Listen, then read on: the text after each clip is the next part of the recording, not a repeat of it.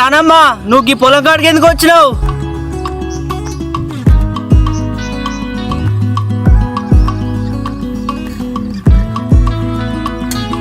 అసలు నువ్వు ఇక్కడికి ఎందుకు వచ్చినావు రానమ్మా?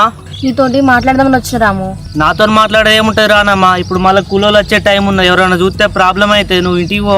రాము, నువ్వు అందరి గురించి ఆలోచిస్తున్నావు కానీ నా గురించి అస్సలు ఆలోచిస్తలేవు రాము. నీ గురించి ఆలోచించడానికి మీ అమ్మ, మీ అన్న, మీ బావ వాళ్ళందరూ ఉన్నారుగా, నేనేం ఆలోచించాలి రానమ్మా? వాళ్ళందరూ నా గురించి ఆలోచించినా ఆలోచించకపోయినా నువ్వు ఒక్కరు నా గురించి ఆలోచిస్తే చాలు రాము. మళ్ళీ అట్లనే మాట్లాడతావు రానమ్మా? ఇవాళ మీ బావ వాళ్ళు వరపూజ మాట్లాడడానికి మీ ఇంటికి వస్తా అన్నారు కదా, ఈ టైంలో నువ్వు మళ్ళీ ఇట్లేందుకు చెప్తాను రానమ్మా? అదే రాము నా ప్రాబ్లం. అసలు నా ప్రేమను ఎందుకు అర్థం చేసుకుంటలే నువ్వు? నీకు నేను ముందు నుంచెల్లే చెప్తున్నా కదా రానమ్మా, నీకు నాకు కుదరదని. నువ్వే